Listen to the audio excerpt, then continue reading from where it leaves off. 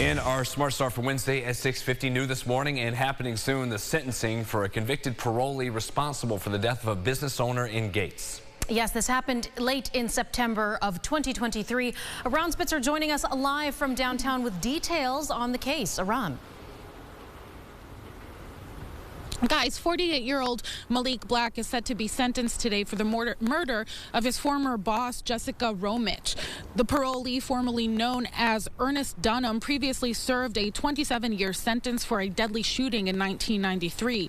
As for this case, on the night of September 30th, 2023, police say Black shot Romich dead as she was leaving work at Pixley Industrial Parkway in Gates. Black used to work at Everdry Waterproofing, the company Jessica co-owned with her husband. During Black's trial, Romich's husband, John, testified Black worked for his company for a few months in 2020 before quitting in early 2021. He added that Black had confronted Jessica outside their business and asked for a $3,500 loan. Once Jessica said no, he shot her. Black was convicted on murder and weapons charges. He will be sentenced at 11. For now, reporting, Aran Spitzer, News 8. Aran, thank you. Your sunrise traffic updates here at 6:51 and a view of things picking up decent volume there at this point in the morning from our Greater Rock Sky Eye of 490 passing by the ballpark and the inner loop. Since we last gave you an update a few minutes ago, no new accidents showing up on our map, but keep in mind the snow overnight. Some of you maybe didn't hit that threshold for the plows to get going, so it might be a little slushy out there, James. Yeah, that's right. And it is a heavy, wet snow. Yeah. I worked my arm to get everything off the top of my car today. Don't have to go to the gym today now. Thank you for the excuse. Here you go. Done. Yay, I've already gotten my gains. That's right. The hardest part of the day is the morning when you got to brush that car off. 37 Penny Inn, so does 38 at the airport. How about that number? We've got a ways to go till we drop below 32, so it's actually pretty comfortable out to start off this morning. Temperatures will fall throughout the day. It is breezy as well, ending up, yes, bundling back up tomorrow. We'll have the 8-day at the end of the show. That'll be in a few minutes. Thank you, James. Back to our headlines in this morning.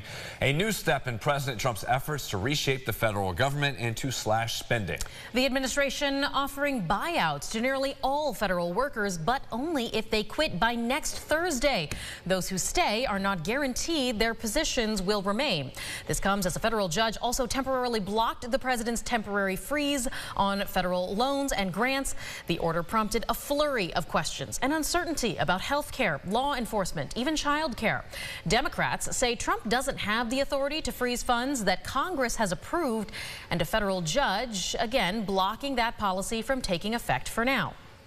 For seniors, that uncertainty is really worrying. They depend on that food, on that social contact. President Trump is looking out for you by issuing this pause because he is being a good steward of your taxpayer dollars. A hearing on the spending pause scheduled for Monday. Today, President Trump is expected to sign an executive order freeing up federal funding for school choice. To Irondequoit and a former town employee who says Supervisor Andre Evans sexually harassed her the majority of the time she was working there. Those on the town board are calling for Evans to step down and resign immediately after we got these details of the investigation and report made public yesterday afternoon regarding Evans. In that report, this outside investigation, the employee says Evans made inappropriate comments about her in various settings, claims he denies. Members of the town board also released a statement calling the findings disturbing. We also spoke with Congressman Joe Morelli, who represents this area, weighing in on the claims. When we talked to him, he had not seen the report yet, but he called any sexual harassment in the workplace beyond troubling. The investigation also found Evans violated the anti-harassment policy. Other town employees told investigators Evans made appropriate comments to them as well. We did reach out to Evans again, who declined to comment, but last week when we heard from him, he indicated he is running for re-election. The town of Greece could soon have its first woman of color in decades elected to the town board. Amaret Miller, an 11-year Greece resident running to represent Ward 3, the seat currently held by Councilmember Michael Bloomer. Last night, the Greece Democratic Committee met to nominate several candidates, including one for town supervisor. Miller says she has received unanimous support. Designation is considered that first step, then the candidates have to get the required number of signatures. If elected, this mother of a middle schooler and and workers' rights advocate says that she wants to push for more non-commercial spaces for families to have safe areas to play and have fun.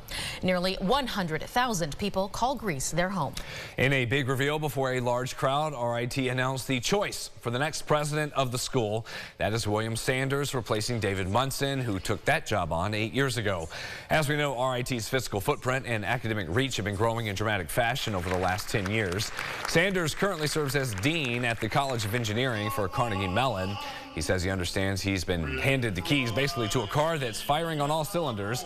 That means he expects to continue a focus on AI research and global connectivity. He also doesn't want to lose sight of what makes RIT RIT. While announced, he'll officially take over running the school coming up this summer, 1st of July. No school for the high schoolers, elementary kids today. Yeah. Lunar New Year. Get out, have a snowball fight. Right. Yeah. The snow is thick enough you can actually do that. Oh, it's very easy. Usually it's powdery, but not the case today. Wet and heavy snow for you. Temperatures falling out of the 30s into the 20s. Quiet tomorrow, and then Friday. That'll be our next system coming in with, yes, another rain-snow mix. So we're getting into that season where we got to start talking a lot more about precipitation type. All right. Getting there to be February as well. That does it for us. We'll see you back here in 30. Have a great day.